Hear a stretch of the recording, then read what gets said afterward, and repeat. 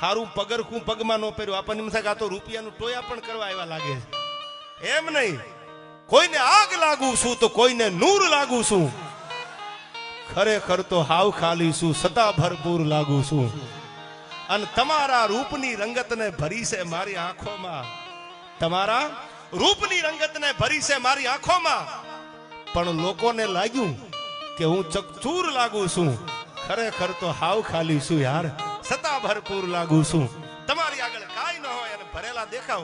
આથી બીજી ભગવતીની, જગદંબાની, મોગલની, હોનબાઈ માની કે ભોળાનાથની, જેને તમે માનતા હો જગદંબા, એ માની કૃપા સિવાય બીજા આશીર્વાદ હોય કયા કે તમારા આગળ કાંઈ ન ભરેલા દેખાવ. અને છેલ્લી કડી નાજીરની મને બહુ ગમે છે કે કસોટી પરતો નાજીર શું ખાલી કાચનો કટકો. તમારી મારી પરીક્ષા લેવામાં આવે તો કદાચ આપણે ખાલી કાચનો કટકો છે, આપણે કઈ એવા મોટા કઈ હીરા નથી. કસોટી પર નાજીર શું ખાલી કાચનો કટકો, પણ આ તો મોગલની મહેરબાની છે એટલે કોઈ નૂર લાગુ છું, ખરેખર તો હાવ ખાલી છું યાર, સતા ભરપૂર લાગુ છું. હાવ ખાલી હોય ભરેલા દેખાવ એટલે સમજી લેવાનું કે આપણા મા બાપના, આપણી કુળદેવીના, માતાજીના આયા જગદંબા જાગતી બેઠી છે. પરમંદર બરડામાં આવો ને, જગદંબા જાગતી બેઠી છે, સિસલીના પાદરમાં, લીરબાઈમાં. અને આમ અમારે જોવો થોડાક ડગલા આગળ હાલો, ભૂતિયાઈ જગદંબા બેઠી છે. જ્યાં જ્યાં ભરો હશે ત્યાં માં બેઠી છે. પેલા એકાદો પ્રસંગ કહી દઉં, મા શિવરાત્રી છે, પછી ગીત ને છંદ ને તમને ગમે બધું અહીંથી બોલવાનો ગાવાનો છું.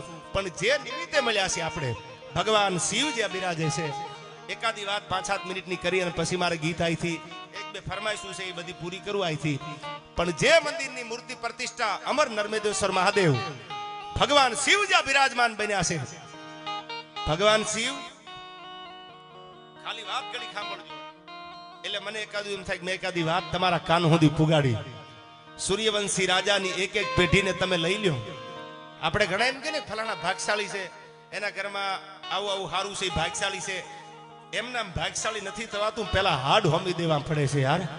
અને જ્યારે તમારું હાડ હોમી દો ત્યારે એનું પરિણામ મળે છે. પરિણામ એમ ન આવે. તમારે યુપીએસસી, તમારે જીપીએસસી પરીક્ષા એક્ઝામ ક્લિયર કરવી હોય તો તમારે કેટલા વર્ષ વાંચવું પડે, એક બાજુ મોબાઈલને મેલી દેવો પડે, દુનિયાના બધા રંગને મેલી દો એક બાજુ, તઈ તમે આવી સારી એક્ઝામ ક્લિયર કરી શકો. એ આમાંથી કોઈ કરી હોય, બધા અધિકારીઓને ખબર છે. સાખરા સાહેબ એમના મળે નહીં. મારે વાત કરવી છે, સાંભળજો કે સૂર્યવંશી રાજાની 62મી પેઢી 62 ભગવાન રામ અવતર્યા. અયોધ્યામાં આનંદ હતો, દીવા પ્રગટ્યા, દિવાળી જેવું લાગતું હતું. પણ હું તમને વાત કરું છું એથી આગળની, હવે સાંભળજો. એમ નામ રામ નથી આવ્યો. સૂર્યવંશી રાજાની બધી પેઢીઓની વાત કરીશ તો કલાક વહી જાય, પણ 32 એટલે 32મી પેઢી. રામથી આગળ હજી રામ આવ્યા નથી અયોધ્યામાં. રામની આગળ તમે સૂર્યવંશી રાજાની 32મી પેઢીએ વયા જાઓ તો ત્રિશુંક રાજા જન્મા. અને ત્રિશુંક રાજાનો દીકરો એટલે રાજા હરિશ્ચંદ્ર જન્મા. કે દાન દીધા વિના દાગ નો દેવા દઉં, હું સૂર્યવંશી રાજાનું સંતાન છું, હું ઈ સંતાન છું. બોલ્યા પછી મારી જીભાનમાં ફેર ન પડે. ભરી બજારમાં વેચાવું પડે ને તો વેચાઈ જવા તૈયાર છું. રઘુકુલ રીતિ સદા ચલી આવી, આયા પ્રાણ જાય હરું વચન ન જાય. મારી જીભાનમાંથી નીકળેલો શબ્દ કોઈથી મિથ્યા ન થાય.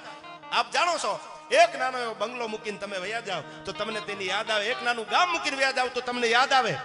સૂર્યવંશી રાજાની 32મી પેઢીએ ત્રિશુંક રાજા અને એના દીકરા હરિચંદ્ર રાજા ટાણું આવ્યું ને, તેથી ફરી બજારમાં હરરાજીમાં તારામતી, રાજા હરિશ્ચંદ્ર અને એક બાજુ રોહિતા, ત્રણેય બજારમાં વેચાવા માટે તૈયાર થઈ ગયા છે.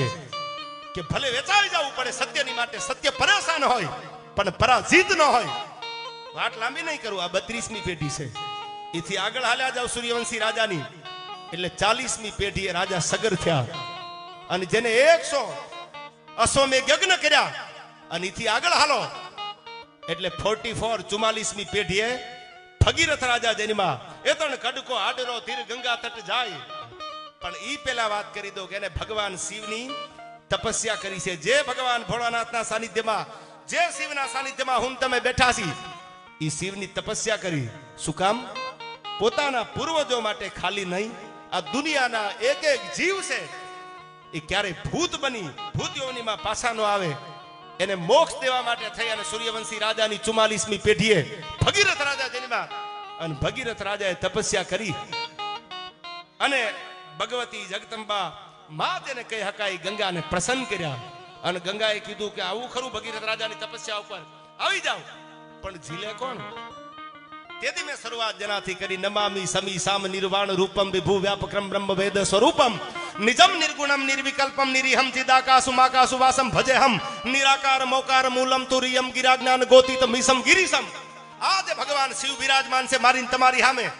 એ ભગવાન ભોળાનાથનું શિવની જ્યારે તપસ્યા કરી, શિવને પ્રસન્ન કર્યા અને ભગીરથ રાજાએ કીધું કે મારા એકના પૂર્વજો માટે નહીં, પણ ધરતી ઉપરના તમામ જીવ એને મોક્ષ દેવા માટે હું ગંગાજીને પૃથ્વીલોક ઉપર લાવવા માટે આ મારી તપસ્યા છે. અને ત્યારે ભગવાન શિવે કીધું તું જેને નીલકંઠ કીધા હતા, 14 રત્નો મળ્યા ગર્ભ ગગને અડ્યો વિજયનો મહદ જ્યાં થંભ ખડ્યો, દેવને દાનવો જેથી દરિયો વલોયો અને એમાંથી 15મો ફેસલો વિસળા હળ ભર્યો, દેવને દાનવોનો દર્પ તોડ્યો. અને તેથી ભગવાને જેમ પોતાના ગળામાં ઝેરને જીરવી લીધું. આ શિવરાત્રી છે એટલે શિવની એકાદી વાત કરું છું. ભગવાન શિવે ઝેર જીરવી લીધું એટલે નીલકંઠ કહેવાનો. એવી જ રીતે ભગવાન ગંગાજીને જ્યારે ભગીરથ રાજા સૂર્યવંશી રાજાની 44મી પેઢીએ રાજા ભગીરથ થયા, એને જ્યારે ગંગાજીને આવવા માટે કીધું, આહવાન કર્યું, ત્યારે શિવે કીધું કે મારી જટા ઉપર કયો ગંગાજી ઉતરે. અને શિવની જટા ઉપરથી ગંગા, આપ પણ જાણો છો ભગવાન શિવની મૂર્તિમાં કે એની પ્રતિમામાં તમે જે ચિત્ર જોવો છો એ ગંગાજી પૃથ્વી ઉપર આવ્યા. એ પેલા ભગવાન શિવની જટા ઉપર ભગવાન શિવના મસ્તક ઉપર આવ્યા અને ત્યાર પછી એ ગંગા જગદંબા એ ગંગા માં છે એ આ પૃથ્વી ઉપર આવ્યા. તેદિયા દુહા કહેવાના એતણ કડકો હાડરો ધીર ગંગા તટ જાય તો માનવીયા કુળની માય ભૂતનો હરજે ભાગીરથી અને ઉપરથી ઉતરીયા પંખી પાવન થયા એ માય મંજન કિયા એમાં ભૂતનો હરજે ભાગીરથી. કદાચ પંખી આમ ઉડતું ઉડતું ઉડતું જો ગંગાજીના ઘાટ ઉપરથી વયું જાય ગઢવી સાહેબ, તો એની પેટીમાં કોઈ દી ભૂત ન થાય.